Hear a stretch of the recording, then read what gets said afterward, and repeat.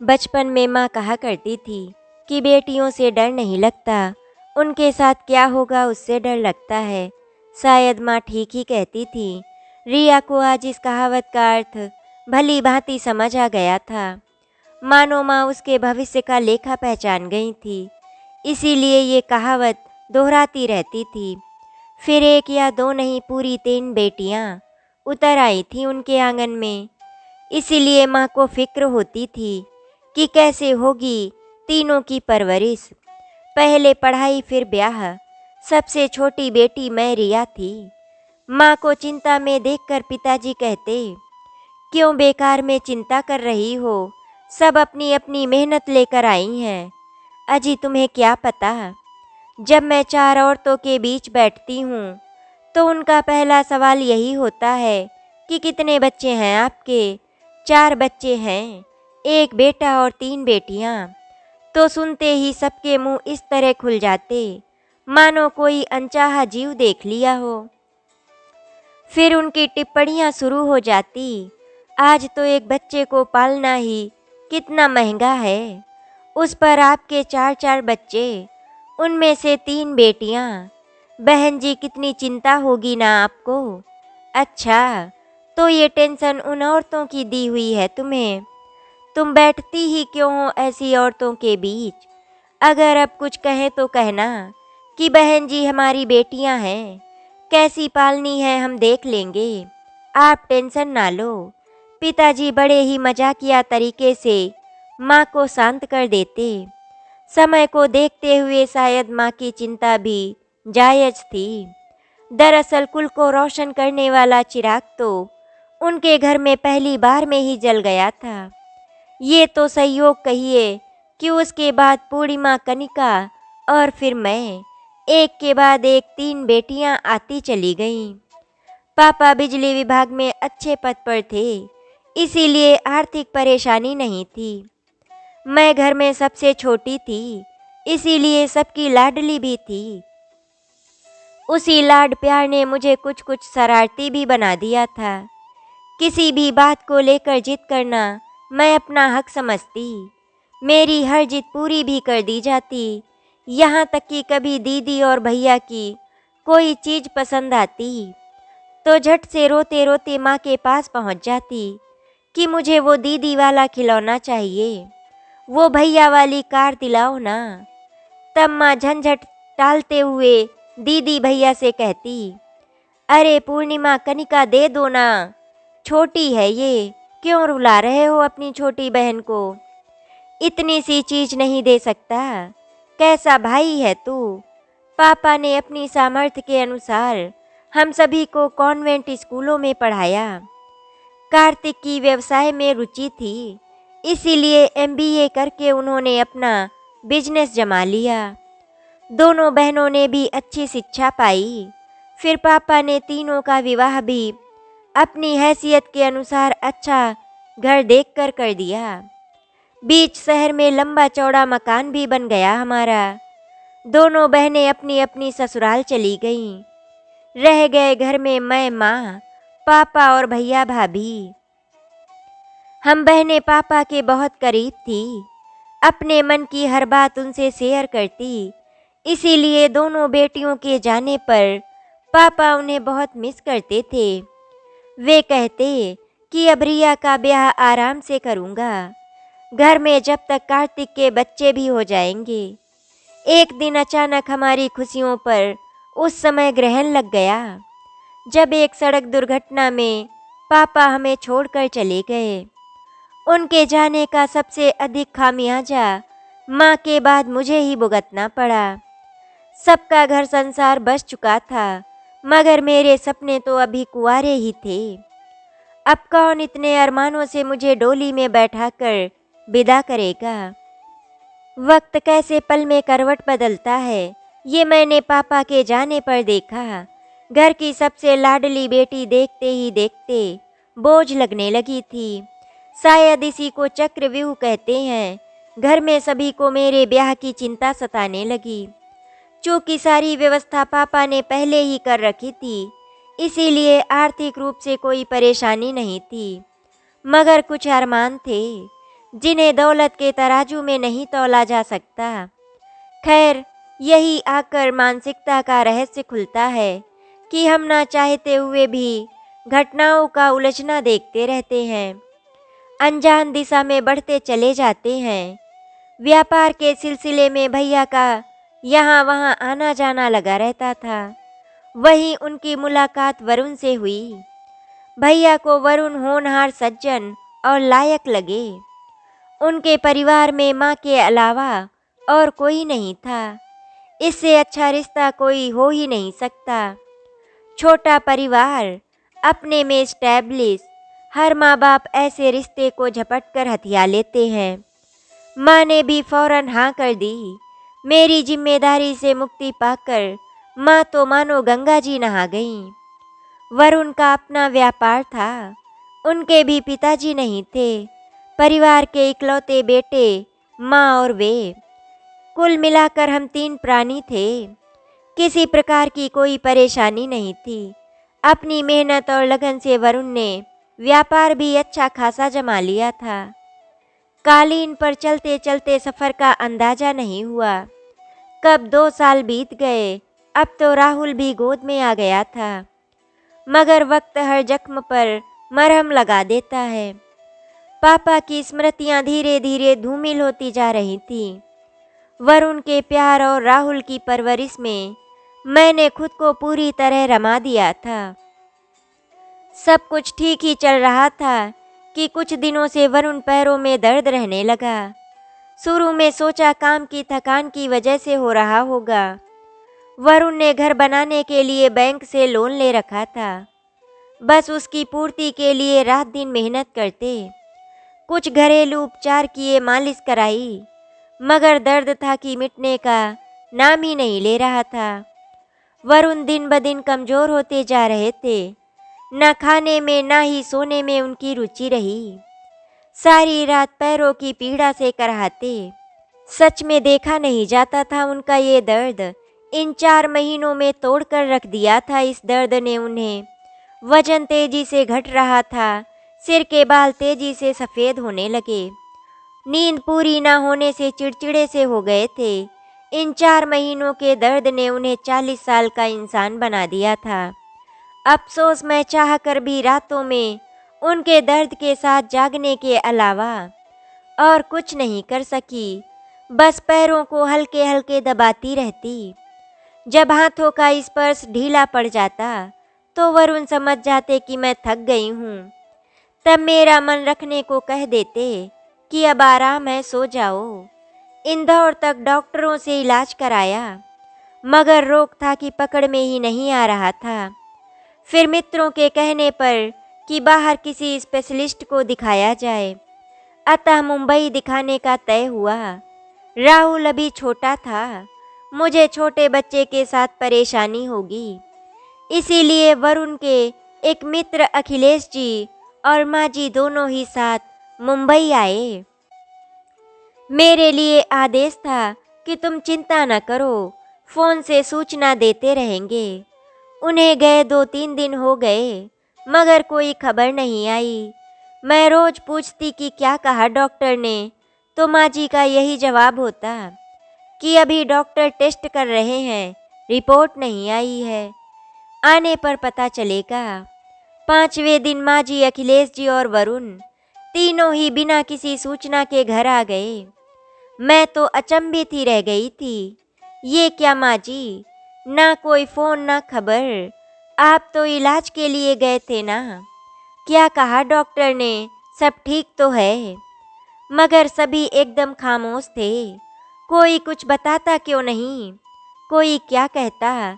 सभी सदमे में जो थे। वरुण का चेहरा भी उतरा था। माँ जी को तो मानो किसी ने निचोड़ दिया हो। सच भी था। वो माँ भला क्या जवाब देती, जिसने पति के ना रहने पर जाने कितनी जिल्लतों को सहकर अपने बेटे को इस उम्मीद पर बड़ा किया कि उसका हंसता खेलता परिवार देख सके। जीवन के अंतिम क्षणों में उसकी अर्थी को कंधा देने वाला कोई है तो। मौत से भी बेपरवाह थी, मगर आज उसी माँ के इकलौते बेटे को डॉक्टर ने चंद सांसों की मोहलत देकर भेजा है। जी हाँ, डॉक्टर ने बताया कि वरुण को लंग्स कैंसर है, जो अब लाइलाज हो चुका है। दुनिया का कोई डॉक्टर अब कुछ नहीं कर सकता। उनके अनुसार 4-5 महीने जितने भी निकल जाएं बहुत हैं। जो घर कभी राहुल की किलकारियों से गुजरता था, वहां अब वरुण के दर्द की कराहें और एक बेबस माँ की आहों की बस सुनाई देती थी। मैं उन दोनों के बीच ऐसी पिसकर रह गई थी कि खुलकर रो भी नहीं पाती थी। घर का जब मजबूत खंभा भरभरा कर गिरने लगे, तो कोई तो हो जो अंतिम पलों तक उसे इस उम्मीद पर टिकाए रखे कि शायद कोई चमत्कार हो जाए।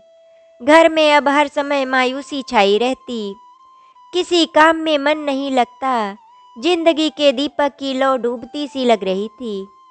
डॉक्टरों ने अपने हाथ खड़े कर दिए थे, फिर भी ममता की डोर और 7 फेरों के अटूट बंधन में अब भी आशा का एक नन्हा दीपक टिमटिमा रहा था।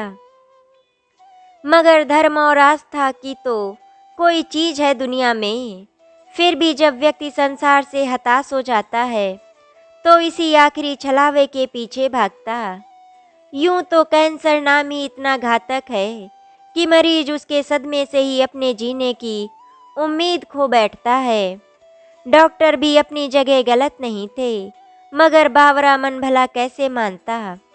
अतः जो यहाँ भी रोशनी की किरण दिखाता, हम वरुण को लेकर दौड़ पड़ते। प्रेम और ममता के आगे विज्ञान का ज्ञान भी धरा रह जाता।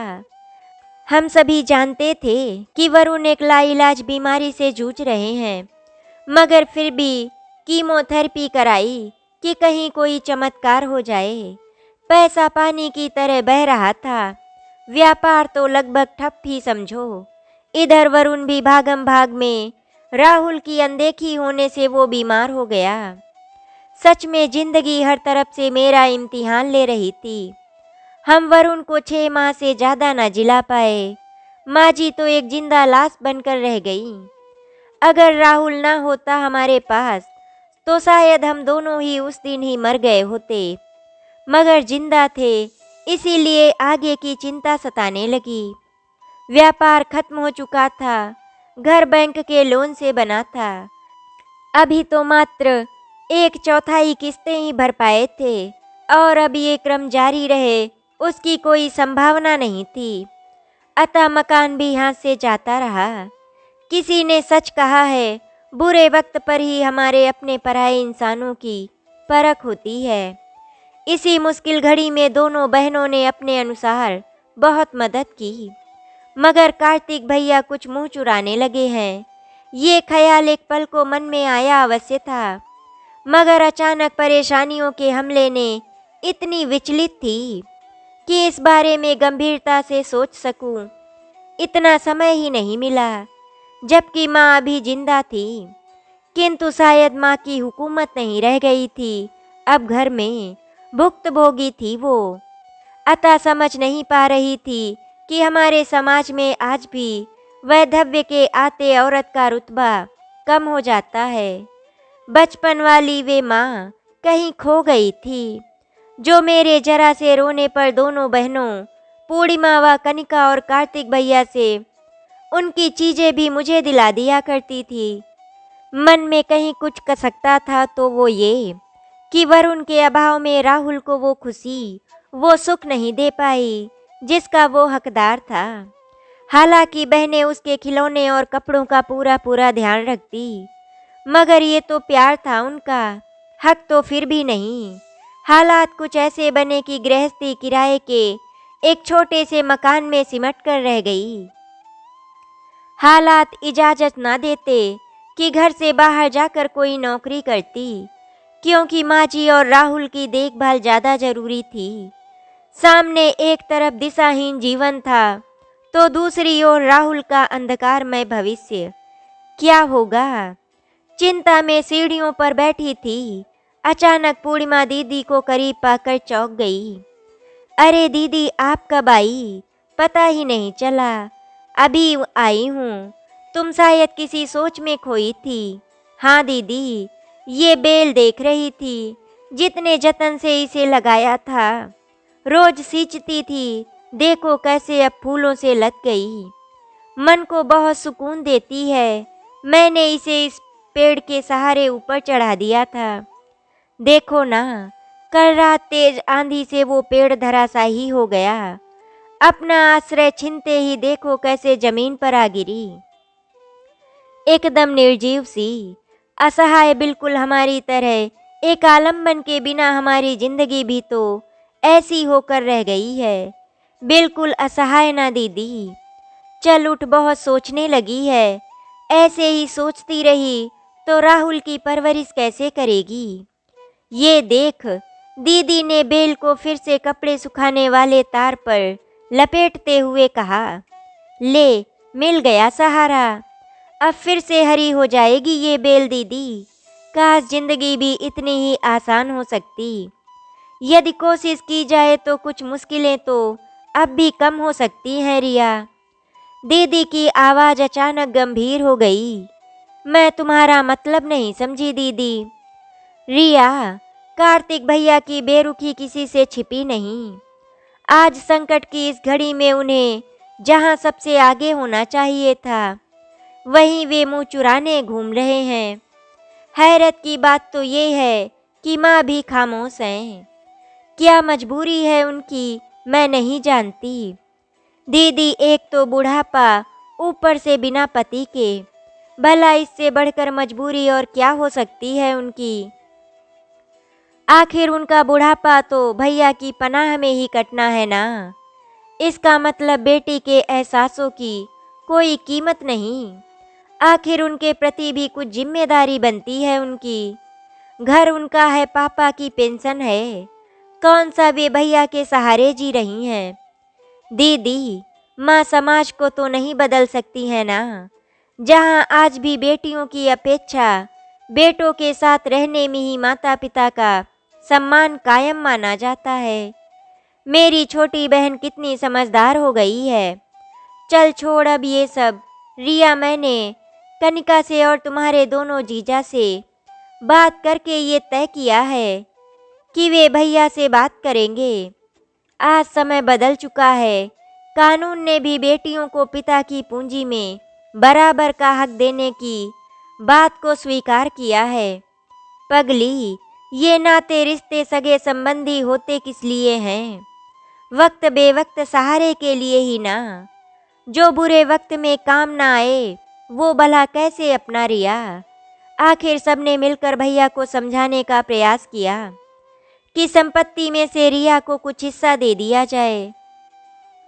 पूर्णिमा और कनिका दीदी ने यहाँ तक कह दिया कि वे अपने लिए कुछ नहीं मांग रही, कहे तो लिख कर दे दें।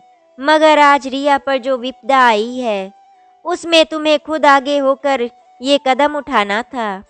मगर भैया नहीं चाहते थे कि पिताजी की जायदाद में से मेरा भी हिस्सा कर दिया जाए। तभी किसी ने उन्हें अकेले में ले जाकर सलाह दी, खैर मनाओ, बाकी दोनों बहनें कुछ नहीं मांग रही हैं, मान जा, वरना कोर्ट की बारी आई तो हो सकता है 4 हिस्से बराबर के करने पड़े। तब बुझे मन से भैया को ये निर्णय स्वीकार करना पड़ा। भाभी पर तो मानो वज्रपात हो गया।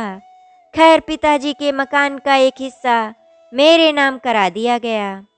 मैं विवश ना चाहते हुए भी इस बेरुखी भरे माहौल में अपने स्वाभिमान को गिरवी रख मायके आ गई, इसी उम्मीद के साथ कि एक दिन सब ठीक हो जाएगा। आखिर खून का रिश्ता है। पानी में लकड़ी पड़ गई तो पानी भला कहाँ दूर होने वाला। कुछ नहीं तो अपनों के करीब रहूंगी। मगर ये मेरी भूल थी। यहाँ तो रिश्तों की परिभाषा ही बदल चुकी थी। कोई अपना न रहा था। दौलत के हिस्से ने घर के बंटवारे के साथ ही दिल के बीच भी दीवार खींच दी थी। मेरे स्वाभिमान को ये जरा भी गवारा न था, मगर लाचार थी। कोई और चारा भी तो नहीं था। वहीं बच्चों को ट्यूशन पढ़ानी शुरू कर दी मैंने। पास पड़ोस के लोगों ने इससे मेरी मदद की। बेगानों की मदद से जिंदगी को पटरी पर लाने का प्रयास कर रही थी। भाभी खुद कभी ना बोलती, जितना मैं बोलती उसका भी बड़ी बेरुखी से जवाब देती। भैया तो मानो आज भी नाराज हैं। माँ जो अक्सर शाम को लॉन में कुर्सी डालकर बैठती थी, मेरे जाने के बाद कम ही बैठती। शायद बहू बेटी के झंझटों से मुक्त रहना चाहती थी। मुझे खुद नहीं बल्कि तरस आता माँ पर। लगता मेरे कारण बटकर रह गई हैं वे। दो आवाज़ों के बीच में भैया के बच्चे मोंटी और पारुल बड़े थे। अपने और पराये के भेद को जानने लगे, अतः कभी मेरी तरफ खेलने न आते। किंतु इन सब चालों से अनजान राहुल जब भी उन्हें खेलते देखता, उनके साथ हो लेता। एक दिन जाने कैसे राहुल बच्चों के कमरे से खेलते खेलते एक खिलौना उठा लाया। आखिर बच्चा ही तो था। मैं बच्चों को ट्यूशन पढ़ा रही थी कि भाभी के प्रेम वचन सुनाई दिए। हमारे घर पर तो अधिकार जमा ही लिया। अब क्या धीरे धीरे घर का सारा सामान भी हड़पने का इरादा है। मैंने स्थिति को समझते हुए बीच में बोलना उचित नहीं समझा। आखिर बच्चा ही सही, गलती राहुल की ही थी। फिर आए दिन इस तरह की कोई घटना होने लगी। समय के साथ ये एहसास भी हुआ कि ये सब अनायास नहीं बल्कि सोची समझी साजिश है। एक दिन शाम के समय भाभी लगभग चीखते हुए आ गईं। तुम यहाँ कमाई में लगी रहो और तुम्हारा कुलदीपक हमारे यहाँ बैठा नुकसान करता रहे, ये सब नहीं चलेगा। देखो कितना सुंदर फ्लावर पॉट था, तोड़ दिया ना इस उजड़ ने। कितना महंगा था, अब मैं और बर्दाश्त नहीं कर सकती। मैं कुछ कहती उससे पहले ही मोंटी बोल पड़ा, मगर मम्मी ये तो कल पारुल से टूटा था। चुप रह शैतान, तुझे पता भी है कुछ। अपना दांव बिखरते देख भाभी बड़बड़ाती हुई अंदर चली गईं। आखिर मोंटी बच्चा ही तो था, अतः बोल गया बच्चे की बोली। चाहती तो बहुत कुछ कह सकती थी, मगर वक्त ने मेरे मुंह पर मजबूरी और एहसानों का ताला जो जड़ दिया था। खैर, मुझे भाभी के इरादे अच्छी तरह समझ आ गए। रहना तो मैं खुद भी नहीं चाहती थी ऐसे किसी का कृपा पात्र बनकर, मगर जीजी जीजाजी ने जो मेरे खातिर इन लोगों से बुराई मोल ली थी, उसका मान भी तो रखना ही था। अब मैं संभल गई। बच्चों को पढ़ाते वक्त राहुल को भी अपने साथ लेकर बैठती, किसी न किसी तरह उसे उलझाए रखती ताकि फिर ना झंझट को न्योता देने आए। मगर बच्चे की चपलता को भला कौन बांध सका है। इधर भाभी जो कि फिराक में ही बैठी थी, पिछले 2 दिनों से माँ जी की तबीयत खराब थी। इतना तेज बुखार था कि मुझे ट्यूशन की भी छुट्टी करनी पड़ी। मैं उन्हीं की देखभाल में लगी थी कि जाने कब राहुल मेरी कैद से निकल भाभी के घर पहुंच गया। उसका ध्यान तब गया जब उसके जोर जोर से रोने की आवाज़ें आने लगी। किसी अनिष्ट की आशंका से मैं जल्द ही उस ओर भागी। मेरा बच्चा पीठ और पैरों को हाथ लगा कर रो रहा था। भाभी ने न जाने किस अपराध के लिए उसे स्केल से इस कदर पीटा कि निशान उभर आए थे पीठ और पैरों पर। कभी पीठ को हाथ लगाकर तड़पता तो कभी पैरों को पकड़कर। क्या कोई इतना भी निष्ठुर हो सकता है। गोदी में लिटाकर उसे हल्के हल्के थपकियां देने के अलावा मैं कर भी क्या सकती थी। वो सो गया। उसका मासूम पीड़ा से भरा चेहरा मेरे सामने था। मस्तिष्क में अनंत सवालों के बादल घुमड़ रहे थे कि कानून की मोटी मोटी किताबों में जाने कितनी धाराएं बनेंगी और बदलेंगी। बेटी को बाप की वसीयत में बराबर की हिस्सेदारी मिली। ये खबर अखबारों की सुर्खियों में ही भली लगती है। वास्तविकता तो यही है जो उसके साथ घुट रही है। क्या वास्तव में बाप की वसीयत से बेटी का हिस्सा निकालना इतना तकलीफ दे है। इस हकीकत को नकारा नहीं जा सकता कि अगर वो हिस्सा लेती है तो उसे प्यार मोहब्बत दौलत को खोना होगा, क्योंकि आज बाबुल के मन का आंगन इतना संकुचित हो चुका है कि वहाँ प्यार या पूंजी में से कोई एक ही समा सकता है, चाहे वो एक बेटी के द्वारा अपनी परेशानियों में उठाया गया कदम ही क्यों ना हो। आज समाज और कानून के भय से उसने ये हिस्सा भी पा लिया तो क्या, उसके लिए तो उसे अपनों के अपनत्व की आहुति देनी पड़ेगी। ये उसने कभी सोचा नहीं था। ऐसा क्यों कि जिस बेटी को बचपन से बड़े नाजों से पाला जाता है, उसी बेटी के ब्याह होते ही उसके प्रति न केवल लोगों का बल्कि उसके जन्मदाताओं के नज़रिए में भी परिवर्तन आ जाता है। जब बेटियां अपने मायके की खुशहाली के खातिर अपना तन मन धन सब समर्पित कर सकती हैं, तो अपनी मुसीबतों के पलों में उनकी ओर उम्मीद भरी आंखों से निहारने पर ये तिरस्कार क्यों। आशा करती हूँ आपको हमारी कहानी अच्छी लगी होगी। अगर आपको हमारी कहानी अच्छी लगी तो वीडियो को लाइक एंड शेयर करें, चैनल को सब्सक्राइब करें। वीडियो देखने के लिए आपका धन्यवाद।